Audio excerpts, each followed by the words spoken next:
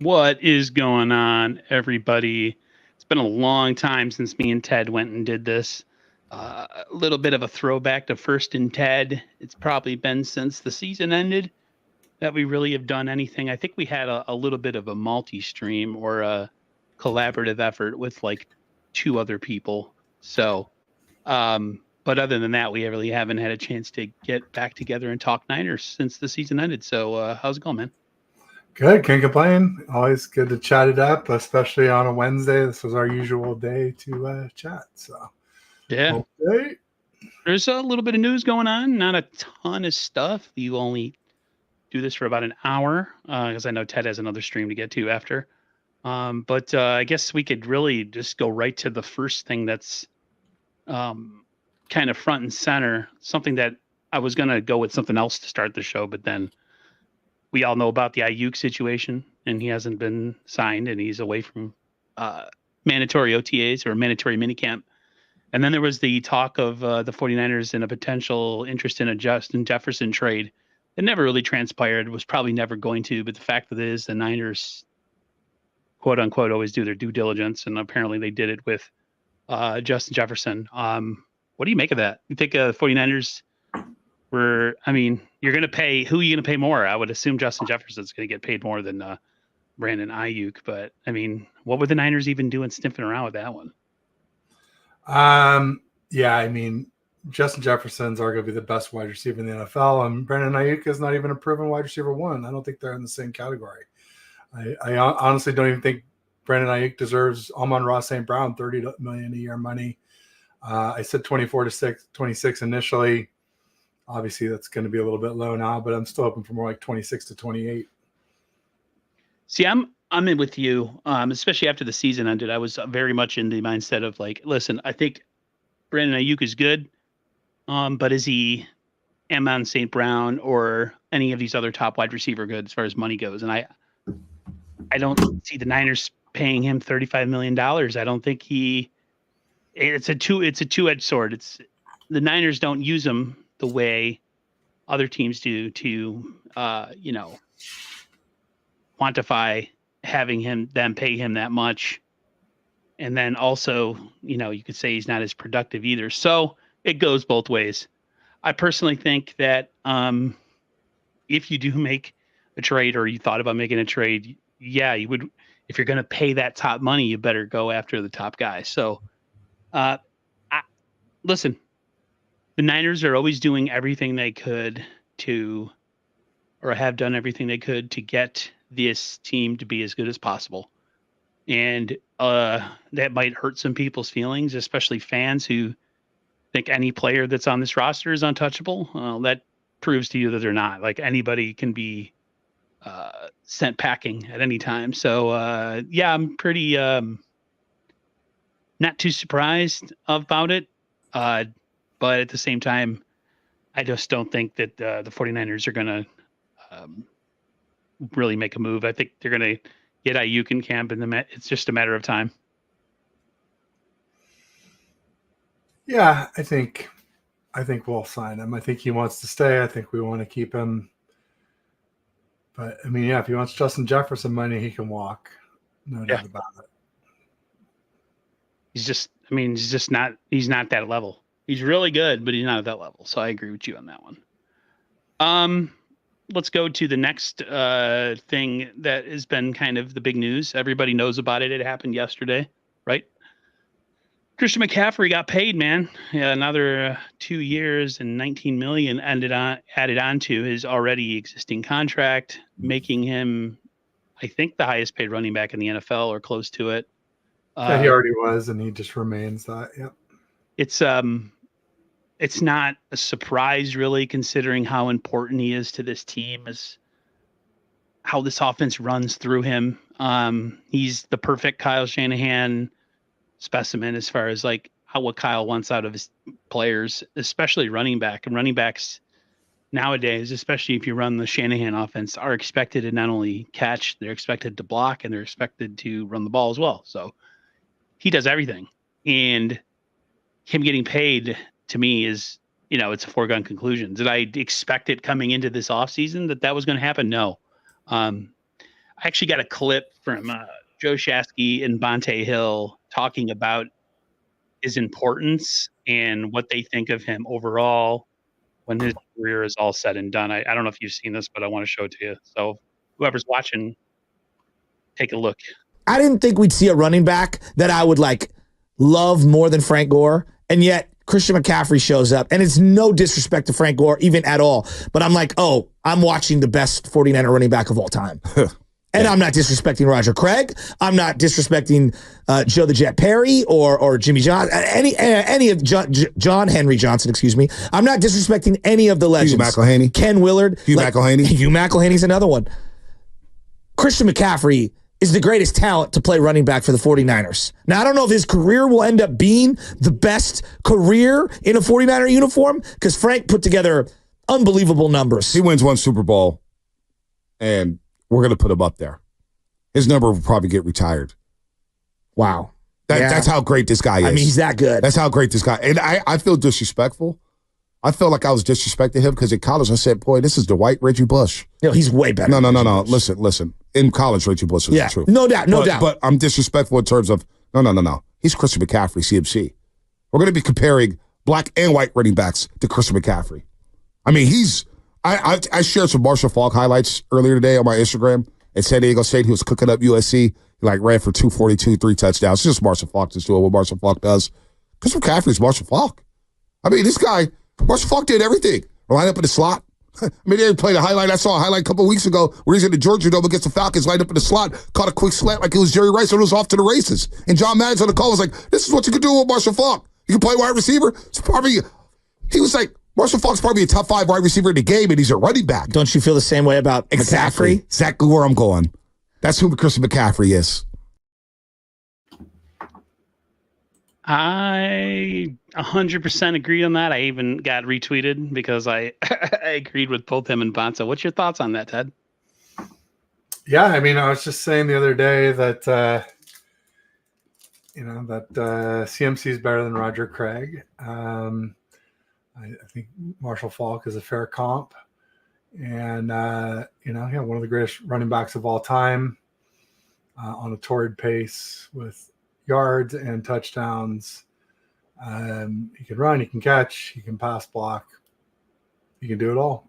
I don't know that I'd say he's a top wide receiver, but he's a very good wide receiver. Never really thought of him in that light until I saw that clip, and now I'm like, my mind's blown. Just there's been a lot of good running backs that come to through the Niners organization, especially Craig and Frank Gore. And I mean, I would throw Ricky Waters in there too. He was short-lived, but he was in that same echelon of talent. I don't see the Niners letting him leave. I think Christian McCaffrey retires as a Niner. I don't see him. I mean, they put an extra 4 years. He's got 4 more years left. So, I mean, technically he might leave, but the majority of his years where he's productive will be here. Even Kyle talked about it. Like, even when he's maybe dropped off and missed a step, he's still good enough to command the type of respect he did, during his heyday. But he's still, he's relatively young, right? He's still almost 27. He's got a good 3-4 years left on him. So it's not like the Niners got someone who's worn down or, there was injury talk, but really that was more or less, a couple of big injuries. He wasn't like always hurt every single year, and he's been relatively healthy since they got him. So yeah, quietly has become my favorite player on the team for a litany of reasons. One being just how serious he takes the game.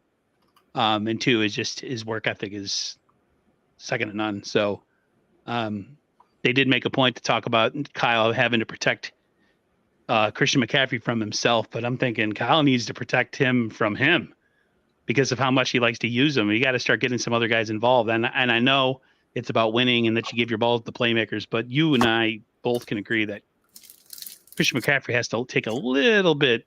They need to take a little bit off his plate this coming season.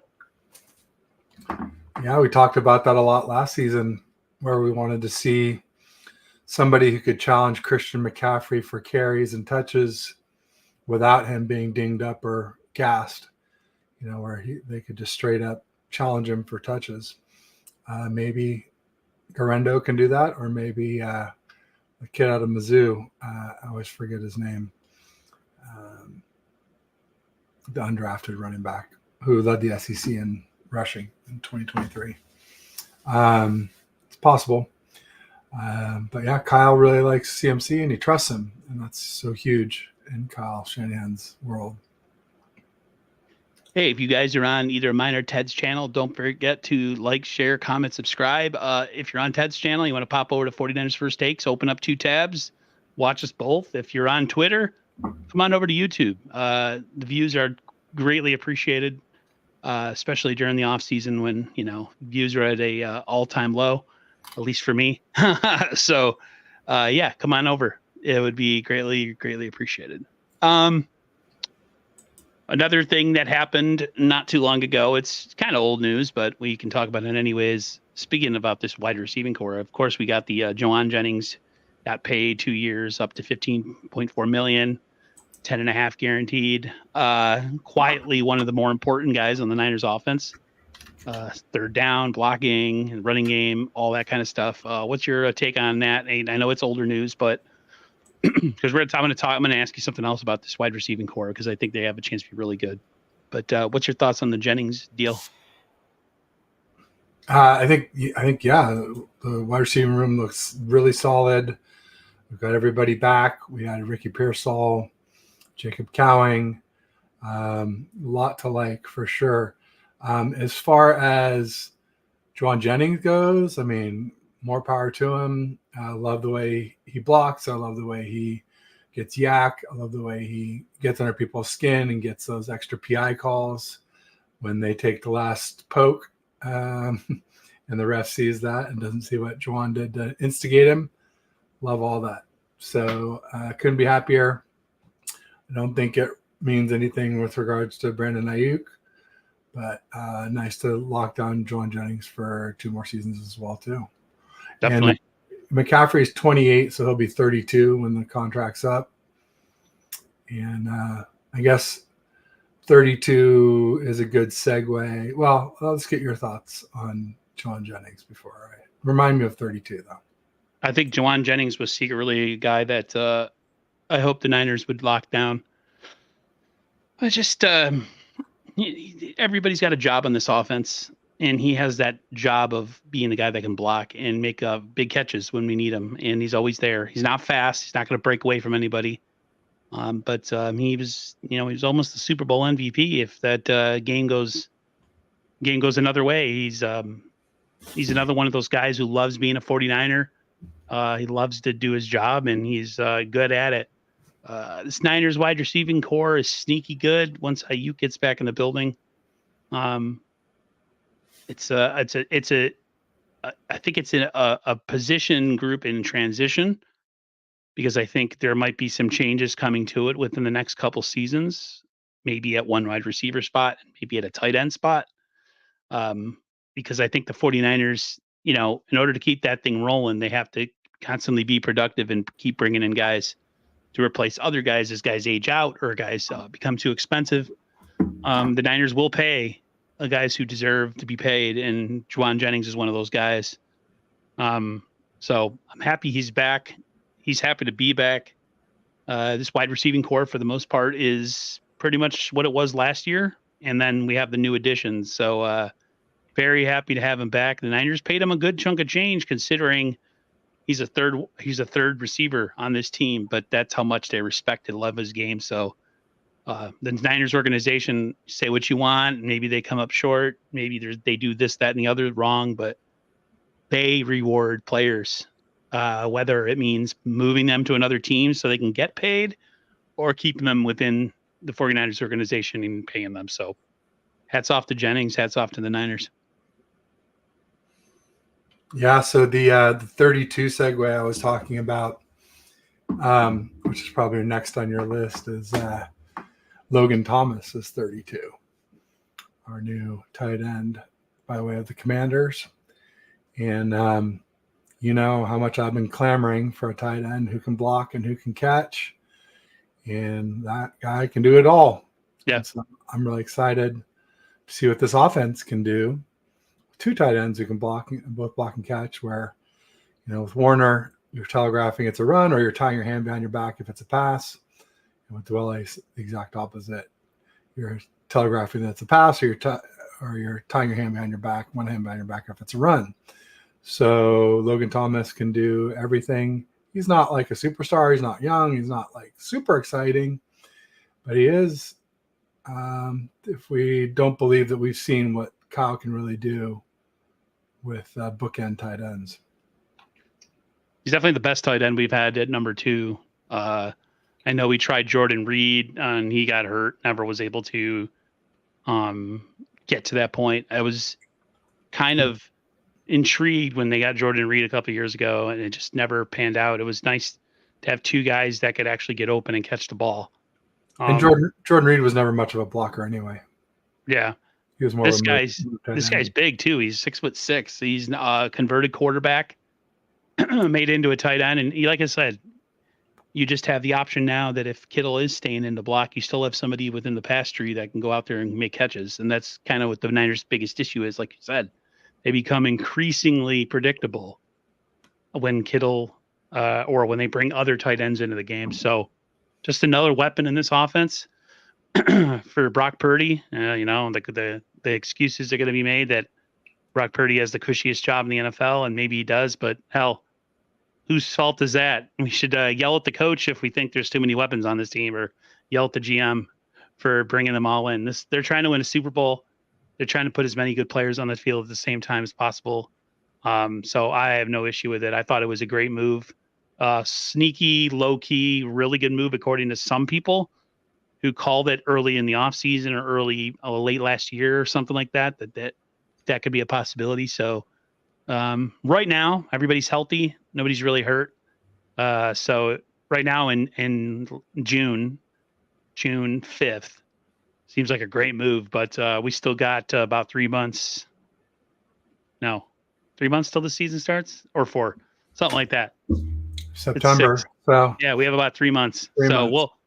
We'll come back to this conversation in September and see if he even makes the roster. There were some people that say, he's injury prone and that he might not even make the roster, and that guy, the undrafted tight end that we got, might be better. So we'll come back to it.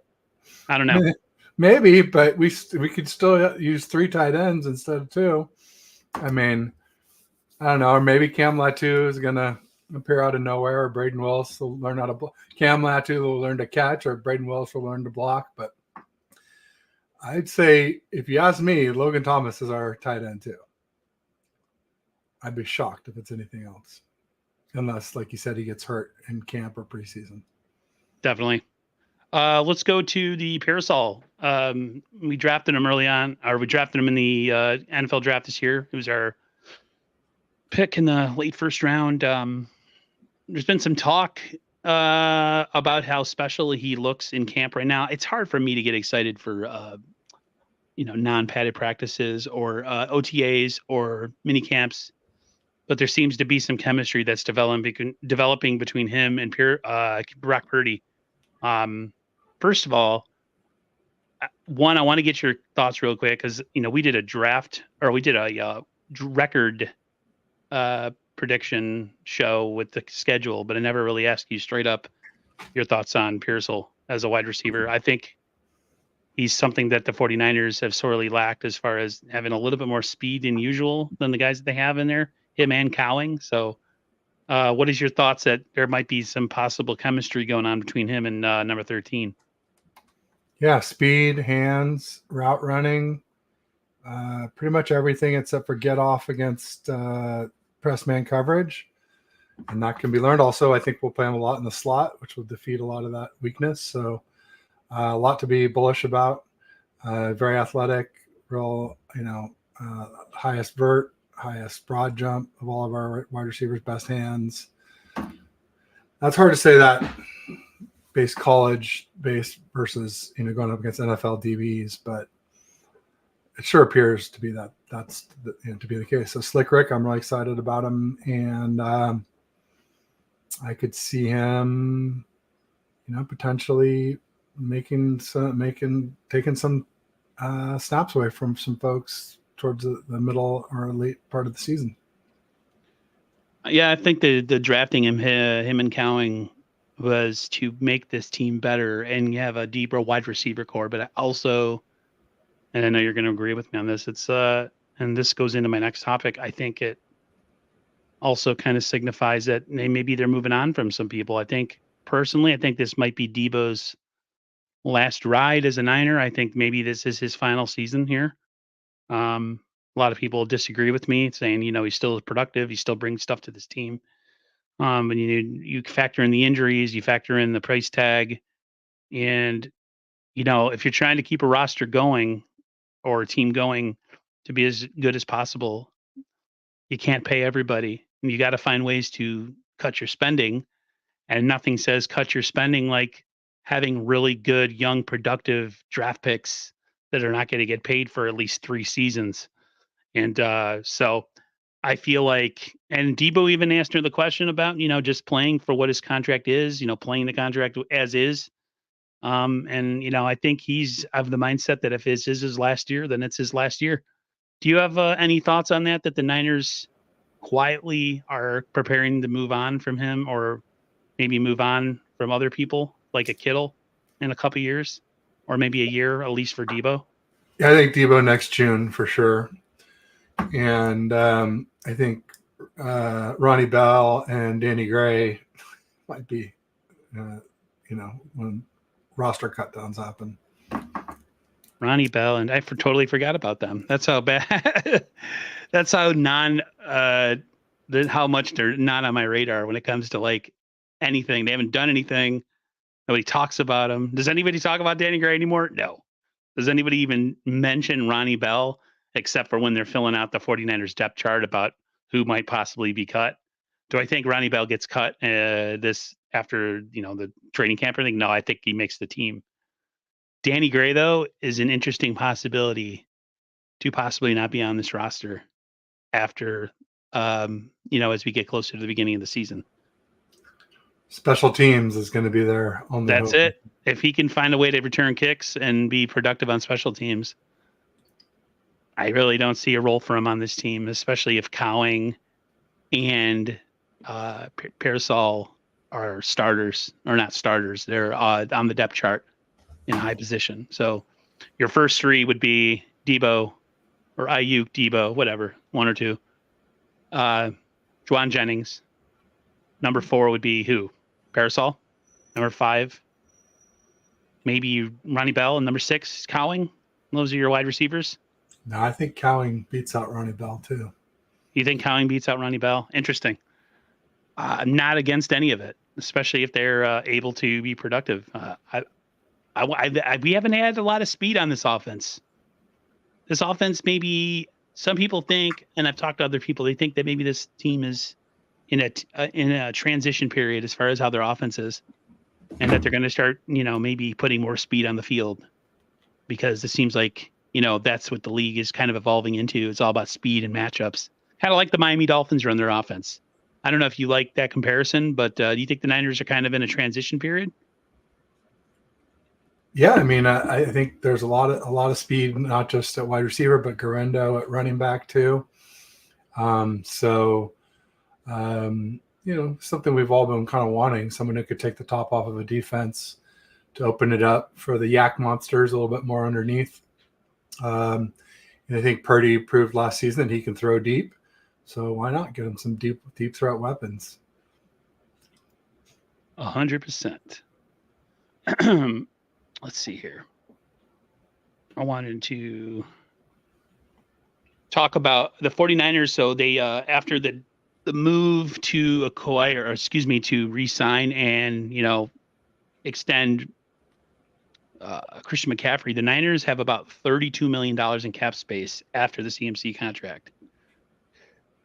Any ideas besides the most obvious of, extending Brandon Ayuk, why the Niners are stacking up this particular offseason? Is this what you think to be more of like a mid-season move / rollover into the next season? I don't know. I just think we were all worried about tackle, and now we got Pooney maybe to go inside and Logan Thomas to go outside. So I'm not as worried about McKivitz anymore as I was. I'll just say that. I'm less worried about McKivitz, especially that the 49ers have so much confidence in him, and they really seem to have a ton of confidence in him, and they really believe that I think their problems are interior. I totally forgot that Jake Brendel is injured, and that is something to watch. But I think the Niners, if you want to go inside, I mean, I think, you move out Burford, you put in Feliciano, possibly a right guard, or even Pooney at right guard, and you can move Feliciano to center, vice versa. I feel like those two players are the better of the three when it comes to that and Burford. What is your thoughts on if you had to go with Pooney or Feliciano in interior? I mean, Feliciano at first, but maybe Pooney towards the end of the season. Because Feliciano has said that he's hanging it up at the end of the season. This is his last rodeo, so it doesn't make a lot of sense. What is Brendel's injury? I wasn't aware that he was injured. I am not sure. It hasn't really been talked about what his injury was. I'm not sure. Yeah, that's a concern for sure. But yeah, I mean, I think Feliciano is more proven at the NFL level, so I would go with him. But it does worry me. Like, you want continuity, and there's clearly not going to be continuity with him in 2025. Do you feel we could round this back into a topic of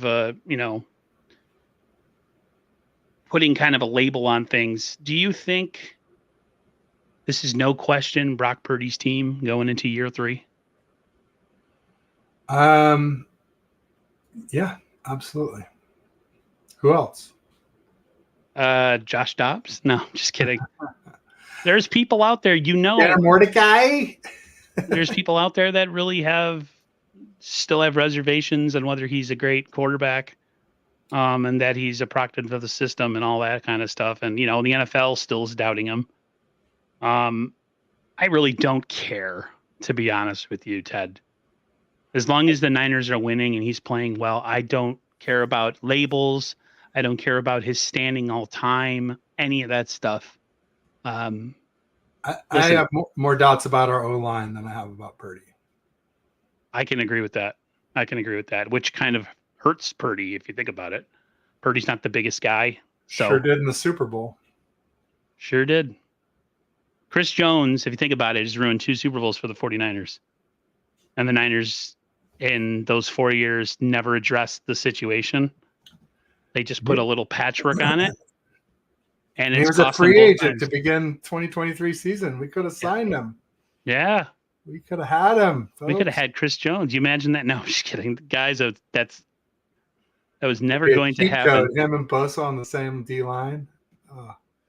2 of the best D linemen in the NFL, period. Well, it would have been great because, I mean, Hargrave didn't do anything last year to help his case. He was absolutely non-existent.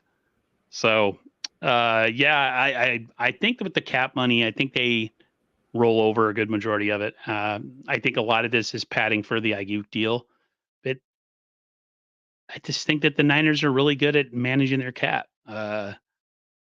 You need to roll it over anyways, because there's probably going to be some stuff that's coming up next year. I do think the Niners, if they know that Trent Williams is retiring, and maybe he's given them some sort of, I don't know, signal.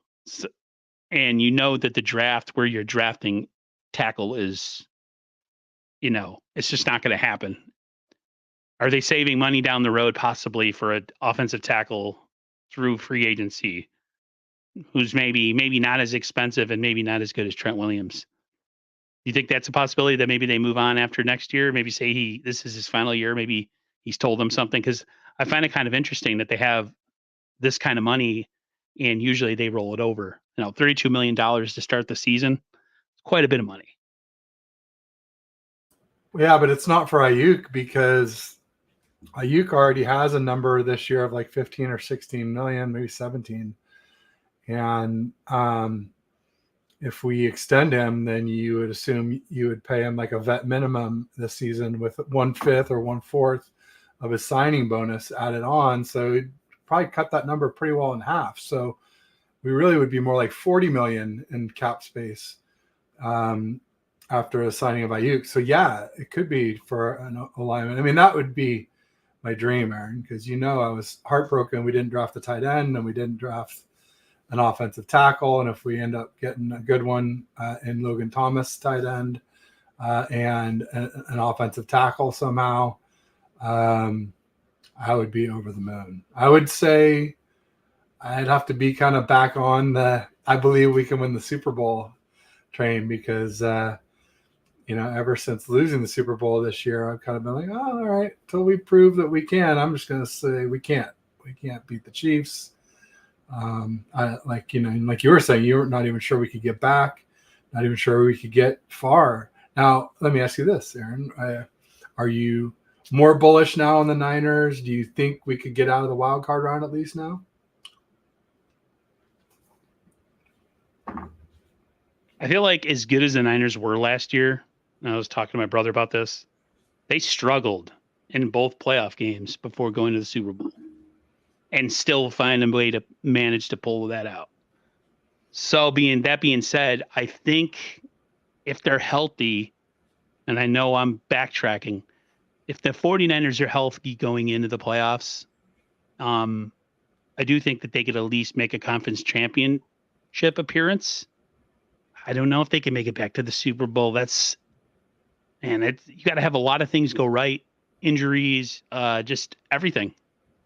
They made it so difficult for themselves in those two playoff games. The fact that they even got to the Super Bowl, to me at the end I was so not expecting it, especially after the beginning of the Lions game and the conference championship game. So, I still think there's no guarantee, no matter what they do, that they're going to make it back. They may very well be a wild card exit, but right now, with some of the moves that they've made, can't say that I'm changing my mind more than I'm just looking at the slate in the NFL and seeing okay, they have the best roster, if not one of the best rosters in the NFL from top to bottom. And if injuries aren't a big deal this year, then I could see them getting right back to where they were. It's just so hard. But I am a little bit more bullish, but I'm not going to go out there and make a prediction of where they go. So I'm really kind of teetering in the middle right now. So I really didn't answer your question at all. Yeah, you did. You're not wild card anymore. That's good. That's what I thought.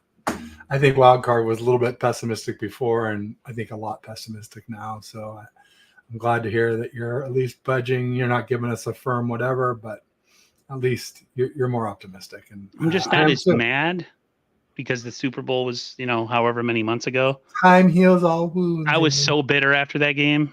So was I. I had nothing nice to say about anything. The only person who was above my reproach was Purdy. The only good thing about it was I met John Pay at the Super Bowl party. Who's John Pay? He's an old Stanford quarterback, and he played after Elway. He was actually a Niners backup QB with Steve Young and Joe Montana, and he actually got a ring in '89. He was a third-string quarterback, and he said he came on with Raj and I, and he said that his only job in the Super Bowl was to hide the play calls from the Bengals head coach, who knew all the signals because Walsh had worked with him in Cincinnati before he became a Niner. So he had to block all the signals that Steve Young was giving to Joe Montana so that the Bengals coach didn't intercept him. And hey, it worked. We got our ring. That was when John Taylor caught that last second TD, the only catch of the game, to break the Bengals' hearts yet again, the second time. That's why they hate us, because we beat them twice in the Super Bowl. That's right. You got your co-host for at the bottom of the 6 o'clock hour, Mr. McNiner. So, nice to see you. Thanks for coming through, bro. I appreciate it. Same thing with No Border Sports, Sentinel, all of you guys and gals. Like I said, if you're on Twitter, come on over to YouTube. Paul if you're Hope. on Ted or mine's channel, make sure you open up a tab and watch the other channel. Appreciate that. Getting late over there in jolly old England. It's coming up. Yeah, on very 11 late. PM. I posted it on their Facebook group, and I was like, no one's going to be awake to watch this. What am I doing? Or they're all half in the bag. What is your thought on this being the last dance of this current team, or do you think the Niners extend it one more year? Do you feel that this is the Niners' last best effort to get to a Super Bowl? Do you think that they get there? Do they win it? Like, what's your thought? I mean, a lot of people are saying the Niners are going to win it this year. They're finally going to make it over the hump. I'm not guaranteeing that, but I mean, this team eventually is going to have to break up in its current state because it's economics, right? It has nothing to do with guys not wanting to be here or the Niners front office not wanting them to be here. It's economics. You can't pay everybody. I mean, with this core group, yeah, it's the last dance. Like Debo will be gone next year, so that's definitely true. But is it the last dance of contending? No. I mean, I think this team will contend for a while because even after we pay Brock after the season, again, it's going to be that Ayuk type of thing where give him a big deal, long, lots of years, and you pay him a vet minimum and 1/5 or 6th or 7th or 8th or however many years it is, of his signing bonus each year. So, I know for like Jalen Hurts, his salary cap doesn't really start hurting the Eagles too much until I think it's like 2026 or something. And he signed it last year. So you still get a few more years after that deal goes down before, especially if you backload it, put all those void years and really kick the can down the road. I don't think Purdy being paid spoils the party. But yeah, we'll lose maybe someone besides Debo too, a big name. I wouldn't be surprised. I've been really bullish on my thoughts about George Kittle being a brand more than anything. And a lot of people are like, well, he was really productive last year, yada, yada, yada. I'm just like, yeah, but is his priority still playing in the National Football League? Or is his priority his brand moving forward after his career? And I really think it's the latter. His lackadaisical approach in the Super Bowl really put a sour taste in my mouth. And his just overall demeanor since them losing. It's I don't know. I've lost my. I don't know. My Kittle to me is, if anybody's leaving this team after this quote unquote group or this last dance, I think he's another one that might be out of here too. They just got to find themselves a tight end of the future. That's their biggest issue. I mean, how much can you wring out of this washcloth with George Kittle before it's dry? He's always hurt. He's hurt again.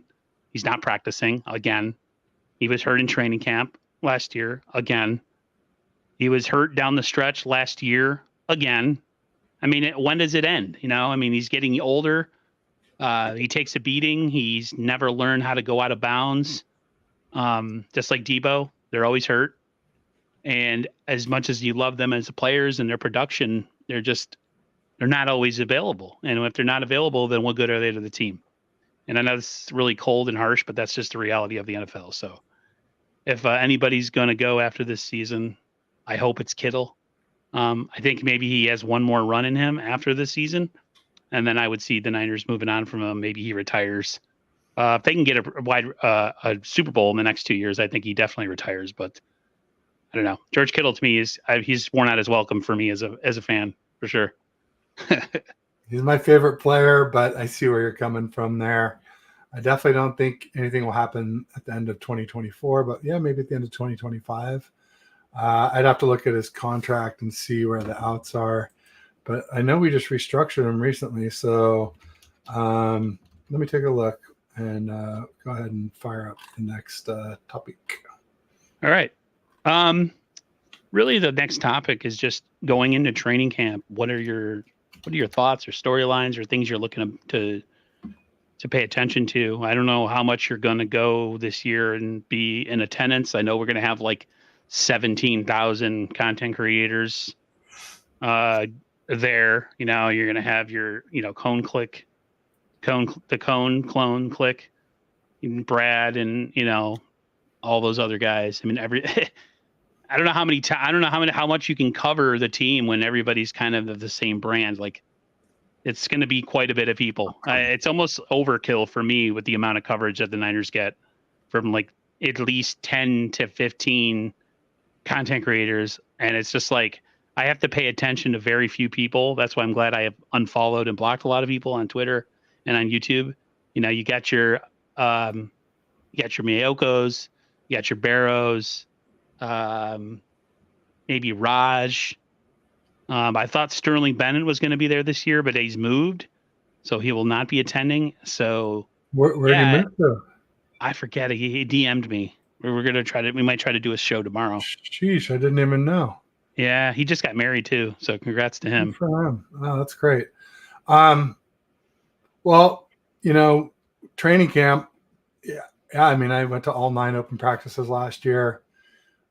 This year, we still don't have the dates. So I don't know. My wife's planning some trips for us this summer. I may not even be in town for all I know.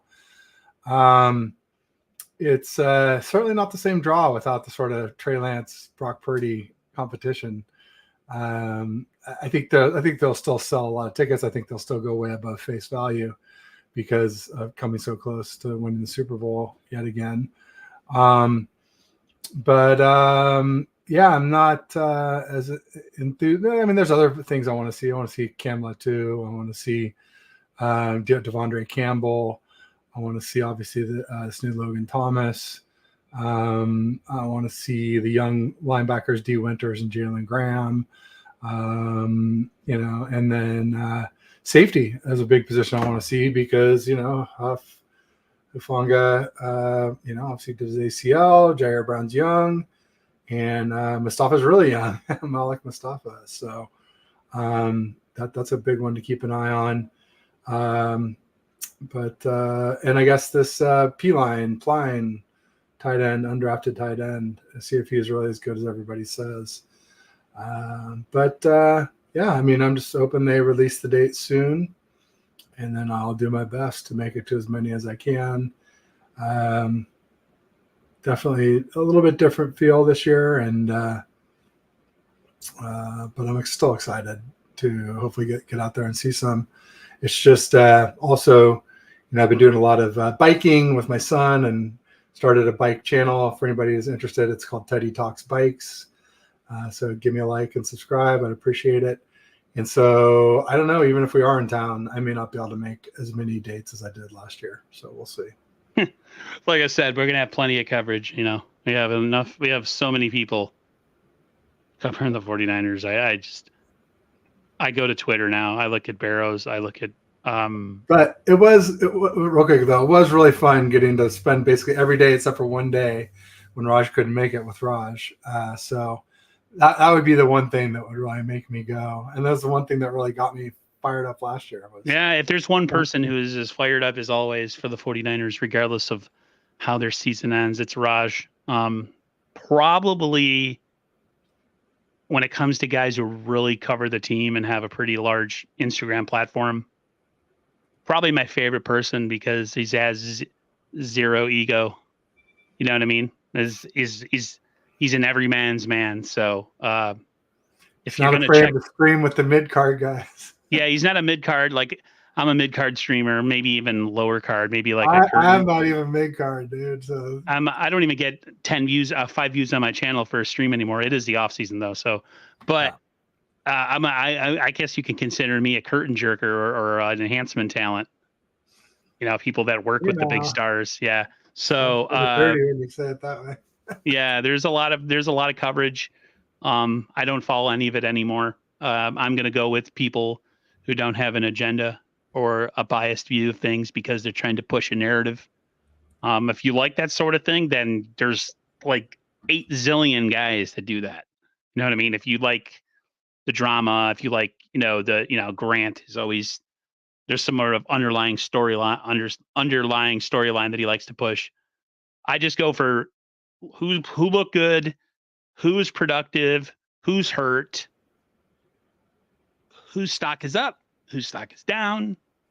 It's pretty much it. I don't care about anything else. Last year, Ted, I love you. You had your viewpoints and you had your opinions on Brock. And then there was people that watched the same thing and got a completely different stuff out of it. And I respected the fact that you were there and you were bullish and you said what you felt. And some people agree with you, some people didn't. But you also, through the season, gave Brock his props, regardless of how He you felt improved. maybe in training camp. Yeah, so He improved by week 1, then he improved by like week 5 Cowboys, and then he kept improving. Yeah. Especially the deep ball. That was huge, the difference. Yeah. He's never going to have a huge arm, but he moves. His ability to move and escape pressure is huge. I don't think people realize how much of a bonus that is. Rob D says now we have Mandy. Yeah. Who's Mandy? That guy. He's forget his YouTube name. Men's Sports Talk or something like that. He's like what's the word I'm looking for? He does a lot of satire videos and goofy videos, and he, if you're a big time content creator, if you do something, say something wrong, he doesn't like rip people and make fun of them and say they suck. It's part of his entertainment, and he's gotten under the skin of a good chunk of the Niners YouTube community. If you're a big time creator, then he's probably going to go after you. So I look at it as, if I was that type of guy, I would look at that as a badge of honor. Like, cool, I got on Mandy's channel. Mandy on the internet. He has a shtick. Yeah, and for some Man Talk Sports, yeah, he's hilarious. I just think it's funny that people get really mad about it. I don't know if you guys have paid attention to his stuff, but like there's some people get all up in their feelings, and if you watch his stuff, he's hilarious. He sings, he plays the guitar, he does a lot of history lessons about, comparing the 49ers to the fall of the Roman Empire and all this other stuff. So yeah, he's pretty funny. Trying to think of anything else. Yeah, he's really good. I like him a lot. He's definitely an odd guy, but it's different, man. He's not doing the same thing as everybody else, right? How do you make yourself stand out on YouTube? Be different. He's different. So, I'm trying to think what else for training camp storylines for me. I would love to see what happens with the interior of the offensive line. Does Pooney end up taking over somewhere on that line to start the season? Does Feliciano, start? I mean, I want to know what's going on there, because I think that's important for the 49ers going forward. I don't want Spencer Burford near Brock Purdy at any point during the season. I don't know about you, Ted, but I've seen enough of that guy. The two receivers, Cowing and Pearsall, I'd love to see how they develop. It's easy to do it in shorts and all that other stuff when there's no, pass rush, and then there's no, there's a lot of stuff that's not happening. People are covering you and all that stuff. So I want to see what guys look like once the pads come on. We got to wait about 2 months, because essentially, once the mandatory minicamp's over, we don't see those guys till late July. So the Niners will be gone for about 7 weeks.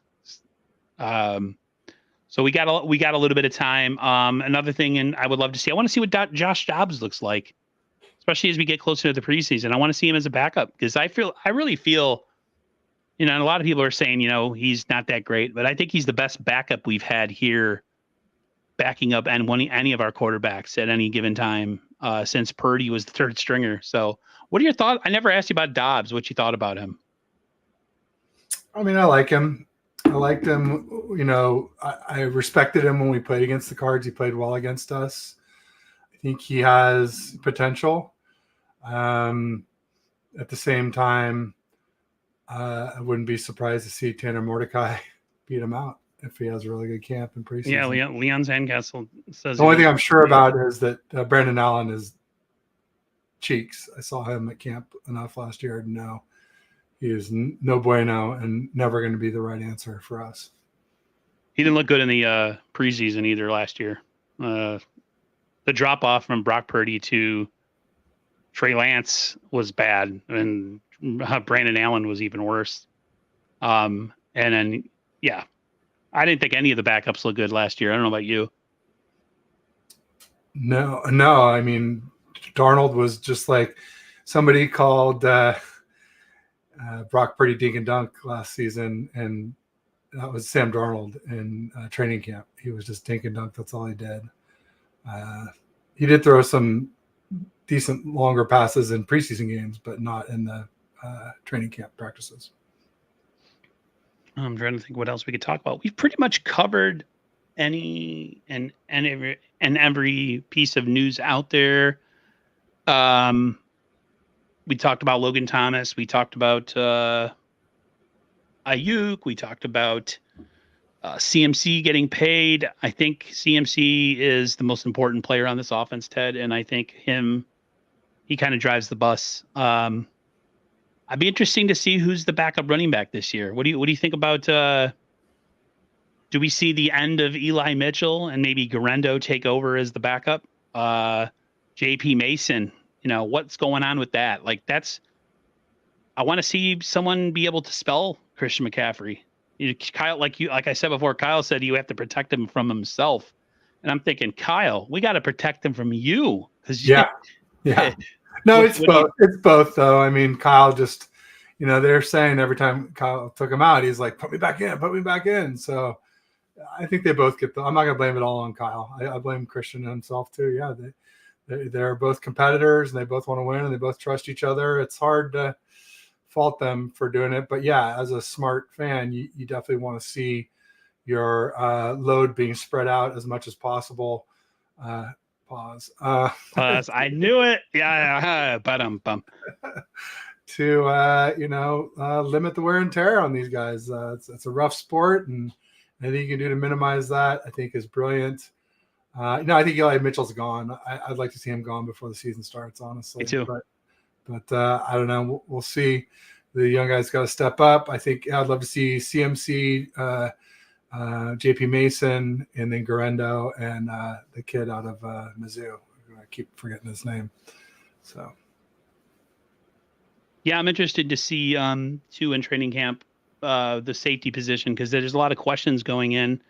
We still haven't heard the official retirement of Tyshawn Gibson, like if he's going to retire or not.